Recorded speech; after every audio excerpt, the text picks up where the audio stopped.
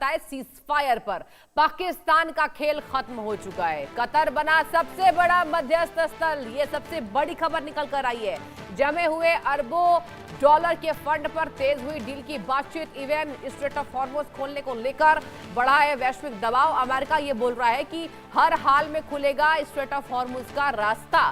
तेल सप्लाई और शिपिंग पर पूरी दुनिया की निगाहें दर्शकों टिकी हुई है। युद्ध विराम के बीच खाड़ी में फिर कूटनीतिक हलचल तेज हो गई है। एक बार पूरी खबर आप सुन लीजिए। मिडिल ईस्ट में जारी तनाव के बीच अब कूटनीति ने रफ्तार पकड़ ली है। ईरान और अमेरिका के बीच सीज फायर को लेकर बड़ी बातचीत चल रही है और इस पूरी कवायद में कतर सबसे अहम मध्यस्थ बनकर उभरा है। जानकारी के मुताबिक दोनों देशों के बीच जमे हुए अरबों डॉलर के फंड, प्रतिबंधों में राहत और स्ट्रेट ऑफ हॉर्मुज को फिर से पूरी तरह खोलने जैसे मुद्दों पर गहन चर्चा हो रही है। ये वही समुद्री रास्ता है जहां से दुनिया के बड़े हिस्से का तेल और गैस गुजरता है। ऐसे में स्ट्रेट ऑफ हॉर्मुज का खुलना या बंद होना पूरी दुनिया की अर्थव्यवस्था पर असर डाल सकता है। रिपोर्ट्स क्या कह रही है? रिपोर्ट्स ये कह रही है कि अमेरिका ने साफ कर दिया है कि स्ट्रेट ऑफ हॉर्मुज को हर हाल में खुला रखना उसकी प्राथमिकता है। और मेरे संवाददाता अजय जांडियाल फोन लाइन के जरिए ज्यादा जानकारी लेकर हमसे जुड़ चुके हैं। अजय, पाकिस्तान के मुंह पर यह करारा तमाचा है।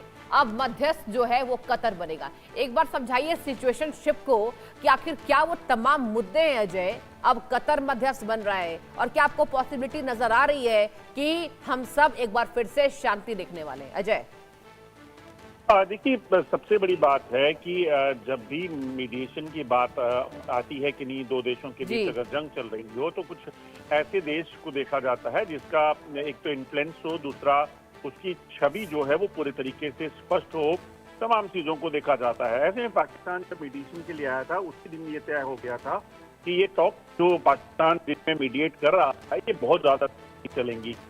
आप देखो तो के बाद ही बवाल हो गया था और पर हमला करने की तैयारी ईरान और अमेरिका ने कर ली थी और उसके बाद लगातार हो रही थी इस मीडिएशन को बचाए रखने, क्योंकि पाकिस्तान को वहां पे बेनिफिट थे, चाहे वो ईरान की तरफ से होते या अमेरिका से। और पाकिस्तान बार बार पाकिस्तान के या फिर प्रधानमंत्री कभी ईरान जा रहे थे, कभी अमेरिका के डेलीगेशन से मिल रहे थे टॉक्स खत्म होने के बावजूद भी, ताकि इस चीज को बचाया जा सके। तो ऐसा हो नहीं पाया और अब ये सामने आया है।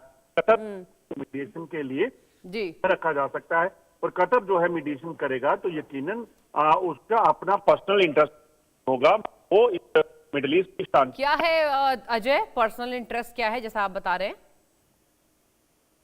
देखिए, कतर का इसमें पर्सनल इंटरेस्ट कुछ नहीं होगा अदर देन की बिजनेस जो है वो वापस को उसे बढ़ावा मिल सके, मिडिल ईस्ट की शांति बरकरार रह सके, क्योंकि जिस तरीके से इजराइल ने और अमेरिका ने ईरान में हमले किए, फिर ईरान ने जवाबी कार्रवाई में कुवैत को टारगेट किया, यूएई को टारगेट किया, दुबई को टारगेट किया, इजराइल को टारगेट किया, तो ये कहीं ना कहीं जंग फैलने की आशंका बनी हुई थी। तो ऐसे में अगर आप कतर इसमें शामिल होता है, कतर पर कई पहलुओं पर ज्यादा चीजों को कर पाएगा।